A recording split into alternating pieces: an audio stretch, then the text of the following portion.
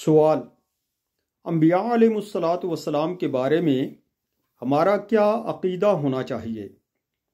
جواب: انبیاء علیہ الصلاۃ والسلام کے بارے میں ہمارا عقیدہ یہ ہونا چاہیے کہ نمبر 1، انبیاء کرام علیہ الصلاۃ والسلام شرک و کفر اور ہر ایسے عمل سے جو لوگوں کے لیے باعث نفرت ہو، جیسے جھوٹ، خیانت اور جہالت وغیرہ بری صفات سے نبوت سے پہلے، قبل نبوت یعنی نبوت سے پہلے، اور بعد نبوت یعنی نبوت کے بعد بالاجماع معصوم ہیں، یعنی ان سے کبھی یہ خطائیں ہو ہی نہیں سکتی۔ نمبر 2، اور اسی طرح ایسے افعال سے، ایسے کاموں سے جو وجاہت اور مروت کے خلاف ہیں، قبل نبوت اور بعد نبوت بالاجماع معصوم ہیں۔ نمبر 3، اور کبائر سے یعنی کبیرہ گناہوں سے بھی مطلقاً معصوم ہیں، اور حق یہ ہے کہ قصداً صغیرہ گناہ کرنے سے بھی قبل نبوت اور بعد نبوت معصوم ہیں۔ نمبر 4، اللہ تعالیٰ نے انبیاء کرام علیہ الصلاۃ والسلام کے لیے جتنے احکام نازل فرمائے انہوں نے وہ سب کے سب پہنچا دیے۔ جو یہ کہے کہ کسی حکم کو کسی نبی نے چھپا رکھا تقیہ یعنی خوف کی وجہ سے یا کسی اور وجہ سے نہ پہنچایا تو وہ کافر ہے، دائرہ اسلام سے خارج ہے۔ نمبر 6،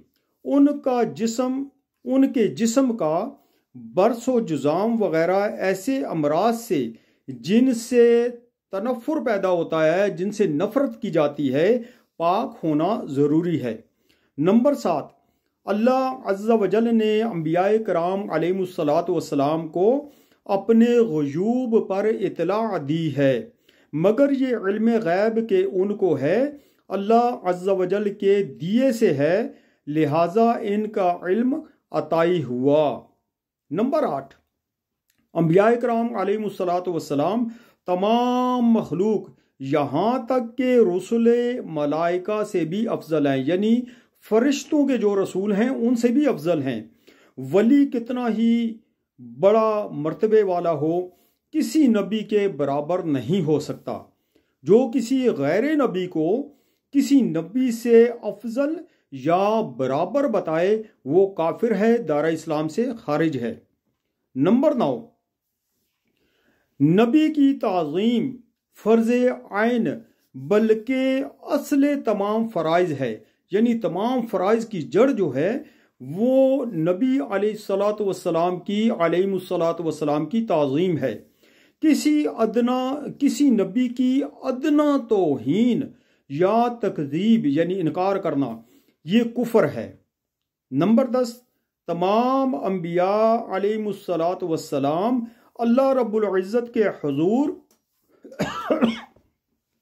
عظیم وجاہت اور عزت والے ہیں، ان کو اللہ تعالیٰ کے نزدیک معاذ اللہ چوڑے چمار کی مثل کہنا کھلی گستاخی اور گمراہی ہے، اور کھلی گستاخی اور کلمہ کفر ہے۔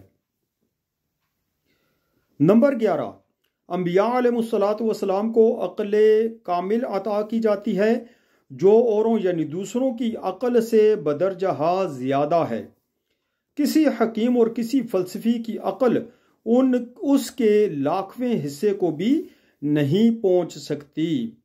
یہ میں نے دوبارہ ریکارڈنگ کی ہے اس سوال کے جواب کی، کیونکہ پہلے جب میں نے ریکارڈنگ کی تھی تو اس میں مجھے نہیں معلوم کہ کیسے جو ہے وہ میوزک آ گیا تھا، بیہائنڈ میں ہلکا ہلکا میوزک بج رہا تھا، تو میوزک چونکہ شریعت میں حرام ہے اس لیے جو ہے وہ میں نے اس کو ڈیلیٹ کر کے تو دوبارہ یہ ریکارڈنگ کی ہے۔ اللہ تعالیٰ میری اس کاوش کو، اس محنت کو قبول فرمائے اور آپ کو سن کر اس پر عمل کرنے کی اور یہ عقائد رکھنے کی توفیق عطا فرمائے، آمین۔